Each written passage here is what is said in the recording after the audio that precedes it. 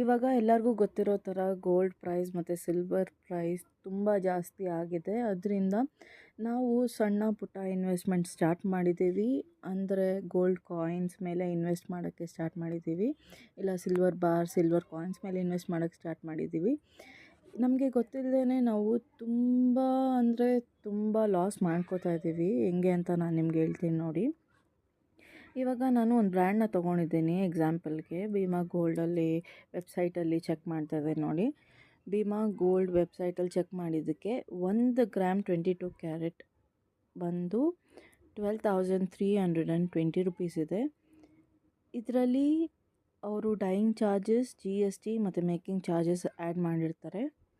ಇವತ್ತಿನ gold rate ಭೀಮಾಲಿ ಬಂದು 10,918 rupees ಇದೆ.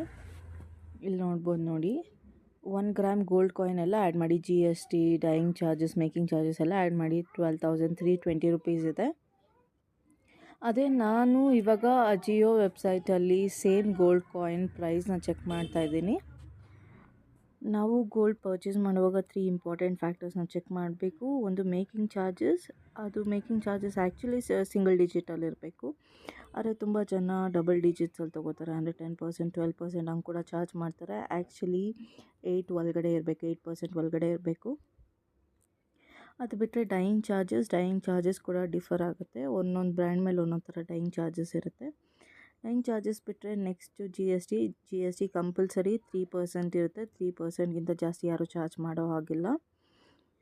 ಸೊ ಇವಾಗ ನೋಡಿ, ನಾನು ಅಜಿಯೋ ಆ್ಯಪಲ್ಲಿ ಹೋಗಿ 1 ಗ್ರಾಮ್ ಭೀಮಾ ಗೋಲ್ಡ್ ಕಾಯಿನ್ ಎಷ್ಟು ಅಂತ ಚೆಕ್ ಮಾಡ್ತಾಯಿದ್ದೀನಿ. ಇಲ್ಲಿ ನೋಡ್ಬೋದು, ಸೇಮ್ ಲಕ್ಷ್ಮಿ ಕಾಯಿನ್ ಇದು ಕೂಡ 22 ಕ್ಯಾರೆಟ್ 1 ಗ್ರಾಮ್ ಕಾಯಿನ್. ಇಲ್ಲಿ 12,443 ರುಪೀಸ್ ಇದೆ. ಅದೇ ಭೀಮಾ ಆ್ಯಪಲ್ಲಿ 12,320 ರುಪೀಸ್ ಇತ್ತು. ಬಟ್ ಇದು ಫೈನಲ್ ಪ್ರೈಸ್ ಅಲ್ಲ. ಸೊ ಇಲ್ಲಿ ನಿಮಗೆ ಆಫರ್ ಪ್ರೈಸ್ ಅಂತ ಕೂಡ ಇದೆ. ಇಲ್ಲಿ ಧನ್ವರ್ಷ 2 ಅಂತ ಕೂಪನ್ ಕೋಡ್ ಹಾಕಿದ್ರೆ ಇಲ್ಲಿ ನಿಮಗೆ 249 ರುಪೀಸ್ ಡಿಸ್ಕೌಂಟ್ ಆಗುತ್ತೆ. ನೋಡಿ, ನಾನು ತೋರಿಸ್ತಾ ಇದ್ದೀನಿ. 249 ಡಿಸ್ಕೌಂಟ್ ಆಗಿ 12,223 ರುಪೀಸ್ ಆಯಿತು. ಬಟ್ ಸ್ಟಿಲ್ ಇದು ಫೈನಲ್ ಪ್ರೈಸ್ ಅಲ್ಲ. ಇದರ ಮೇಲೆ ನಿಮ್ಮ ಹತ್ರ ಏನಾದರೂ ಕ್ರೆಡಿಟ್ ಕಾರ್ಡ್ ಆಫರ್ ಇದ್ದರೆ ನೀವು ಇನ್ಸ್ಟೆಂಟ್ ಡಿಸ್ಕೌಂಟ್ ಕೂಡ ಸಿಗುತ್ತೆ. ಇಲ್ಲಿ ನಾನು ವೀಸಾ ಕ್ರೆಡಿಟ್ ಕಾರ್ಡ್ ಹಾಕಿದ್ದಕ್ಕೆ ನಂಗೆ ಇನ್ಸ್ಟೆಂಟ್ 500 ರುಪೀಸ್ ಸಿಕ್ತು. ನೋಡಿ, ಇಲ್ಲಿ ತೋರಿಸ್ತಾ ಇದ್ದೀನಿ. ಇನ್ಸ್ಟೆಂಟ್ 500 ರುಪೀಸ್ ಆಗಿದ್ದಕ್ಕೆ 11,723 ಆಯಿತು. ನನಗೆ 600 ರುಪೀಸ್ ಸೇವ್ ಆಗಿದೆ.